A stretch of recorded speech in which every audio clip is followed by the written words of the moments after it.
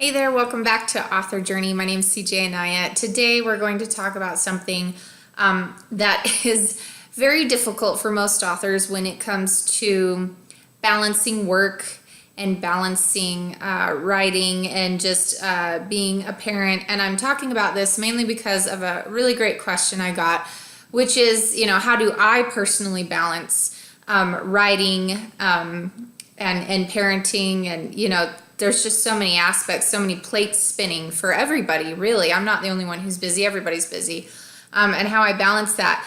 And the quickest, the quickest response to that is that I'm still learning. I'm still learning to balance that. And that for a very long time, I didn't balance it very well at all. I remember, and I kind of call this like the mommy trenches because I had my kids so close together. My first three babies weren't planned at all. I was under the impression that I wouldn't be able to have children, and so our first baby was a surprise. And then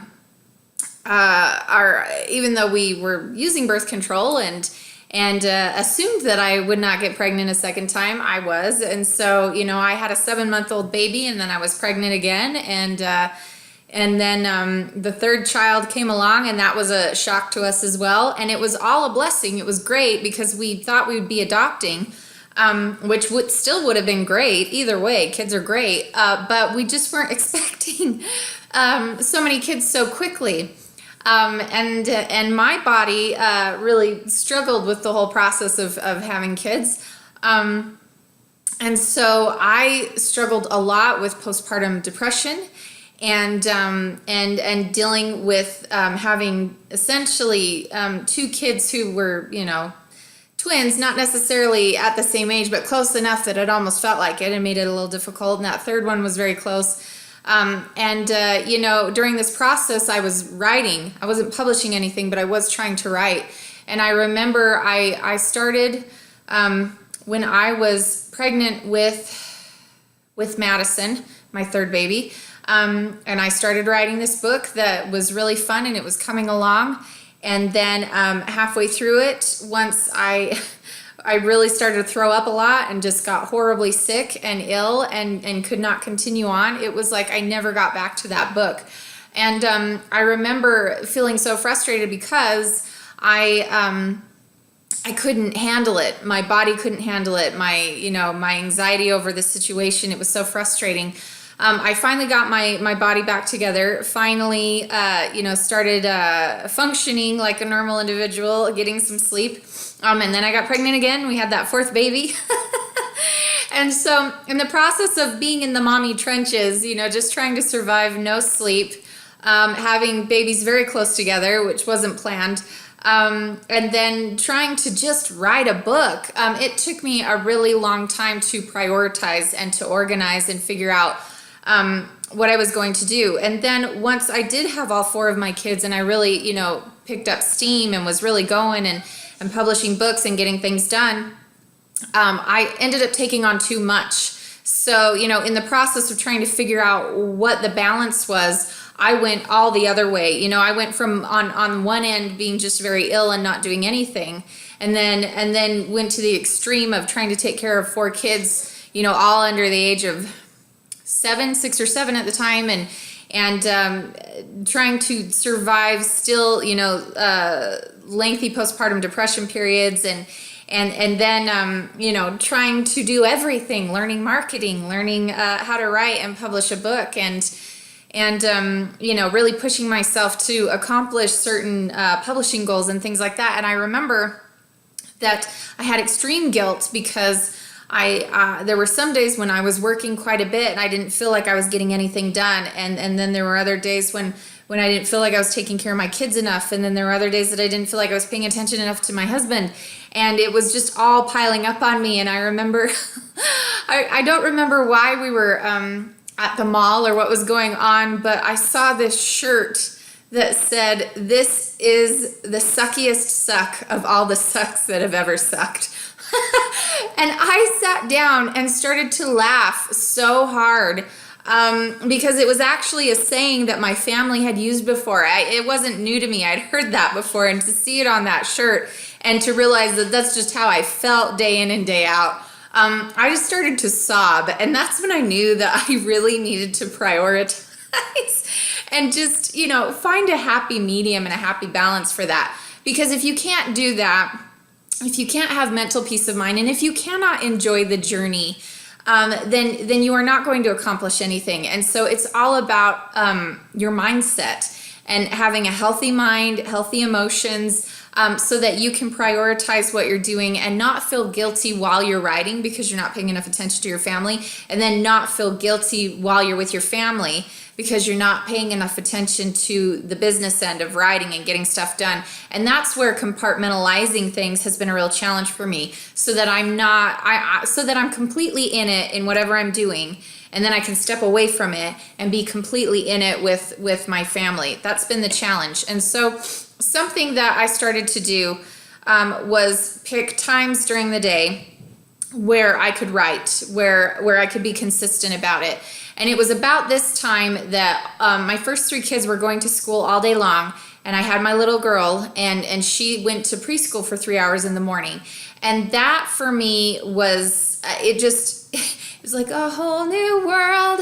I suddenly had like 3 hours in the morning to myself, and I used that. It was just sacred, and I spent all that time writing my book. I did nothing but write for those 3 hours. And I know a lot of you are sitting here going, man, that's crazy to have 3 hours, because I can't even think of 3 minutes that I can just sit and stare at the wall for a while and have to myself. I know all you moms are thinking, I can't even go to the bathroom for 3 minutes by myself. I feel your pain. I really do.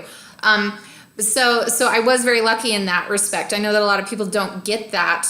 But I did have that. So it was kind of, all about seasons of your life and when things open up to you. So for me, I had those 3 hours in the morning. I was writing better in the morning because I could work out for about 20 minutes before. And that always got, the oxygen flowing to the brain and got me thinking, and things were happening a little bit better for me. So I was really able to write a lot faster. And because I was able to get something done at the beginning of the day, I was able to put it away and not worry about it, and then focus on Chloe when I went to pick her up from preschool, and play with her. And then we'd eat lunch, and I would just have little times during the day where I would set to schedule. And it was just little periods. Like I would think to myself, okay, at 2 o'clock, I'm going to put on signing time for Chloe, or something educational, or probably something that would have, rot her mind if she was done with sign language, the sign language video. She could watch VeggieTales. I don't know, something like that. So every once in a while the TV became the babysitter. I'm not proud of that, but it happens. And I would take my laptop and sit down and do another video tutorial.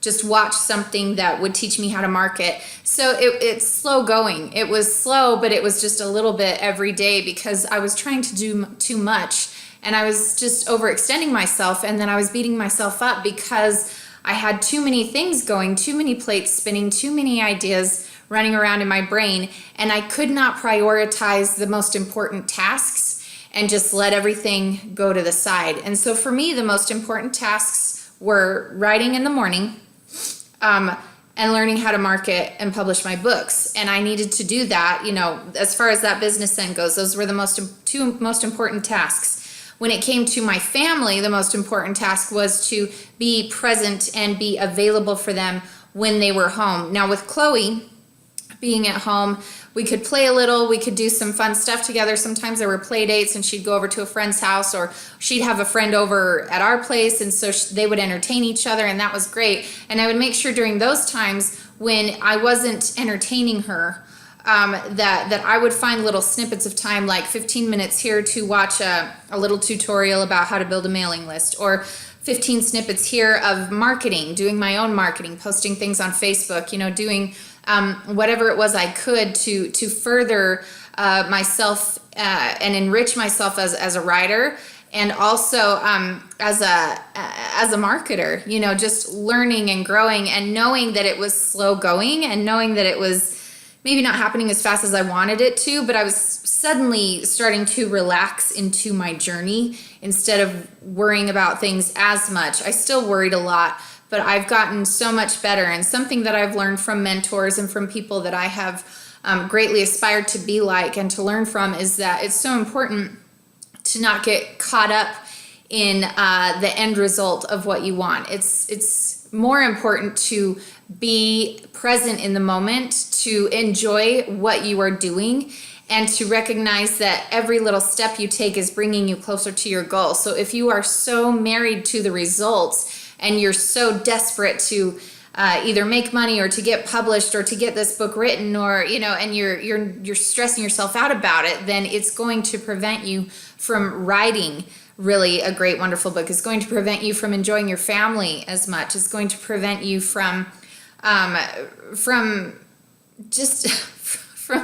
it's going to prevent you from feeling happy, really. And so it's so important to just relax into your journey, recognize that you have goals that you want to get to and that you're eventually going to get to, but to not be so desperate to get to them that you can't enjoy where you're at now.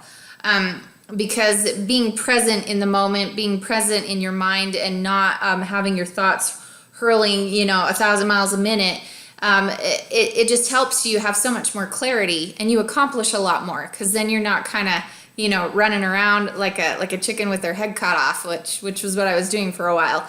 And so I was able to just have little tasks during the day that helped me. Now, something I want to touch on is that my situation is different than yours, and everyone's situation is different. So based on how many plates you have spinning is what you need to decide as far as balancing work, balancing family, and balancing your career as a writer.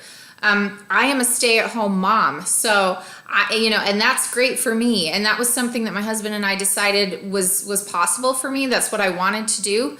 I wanted to be home with my kids. And so that has opened up a lot more possibilities as far as time goes. There are a lot of you parents who do not have that, the ability to stay home all day long with your kids. And even then, when you do have little kids at home, it's, you can't devote as much time because you don't want them to suffer. You want to be able to still spend a lot of time with them and pay attention to them and not just stick them in front of the TV all day and call it good. There has to be balance there. But so for me, I really didn't get going until the majority of my children were in school all day, and Chloe was in preschool. So that I had a little bit of time in the morning, and then I could, space out little snippets of time to market here and there, or to, enrich myself and learn a little bit more as I went. So that was how I was able to prioritize things. It took a long time. I'm not perfect at it. There are still days when I realize that I've devoted too much time to something, and Chloe is looking at me like, pay attention to me. Yo, this sucks. So, and then I have to sit there and go, okay, I don't have to do this today. This can get done tomorrow. I need to go pay attention to my daughter, because that's more important right now. And I just, talk myself into the right mindset. And then I recognize that this is fleeting and not important and not something that I have to do right now. And, then we reprioritize, reshift it, and, pay attention to relationships again and family. That's very important. And so it is a constant balancing act. Don't get frustrated if it takes you a while to figure out your pattern. If it takes you a while to figure out your routine, because it will always be shifting based on your family dynamics, based on your work dynamics, based on what you can emotionally and mentally handle. And I think the biggest piece of advice that I would give you is to just cut yourself some slack, but also have a few expectations and goals that you can set for yourself, so that you're not stressing yourself out, but you are continually inching forward. And if you can only inch, that's okay. If you can, jump a few feet, that's even better. And eventually you're going to be sprinting, down that track, once you eventually gain more momentum as you go.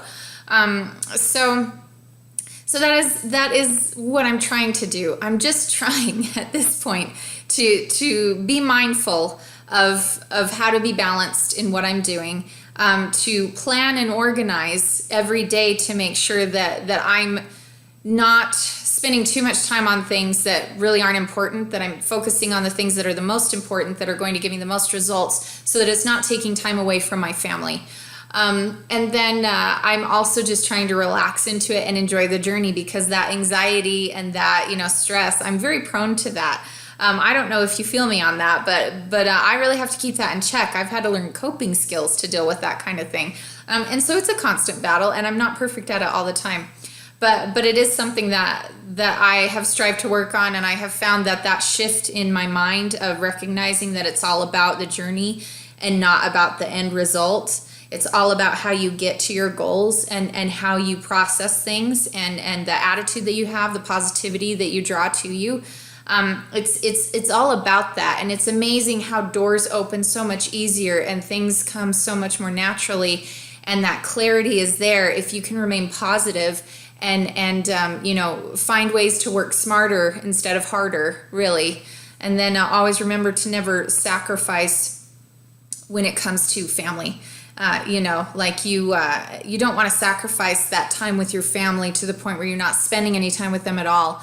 Obviously, there's going to be moments where you'll need to work on something and say, hey, I need to do this. Can you guys just, I don't know, eat some popcorn for dinner or cereal or something? I've had cereal dinner nights before. That has happened. And obviously, if you can have a supportive family there who will understand, that's great. If you're single, you're not going to be dealing with this. It's completely different. Obviously, everyone's different. But I hope that helps to answer the question. Maybe gives you a little hope as to if you've been beating yourself up because you feel like you just haven't done anything right.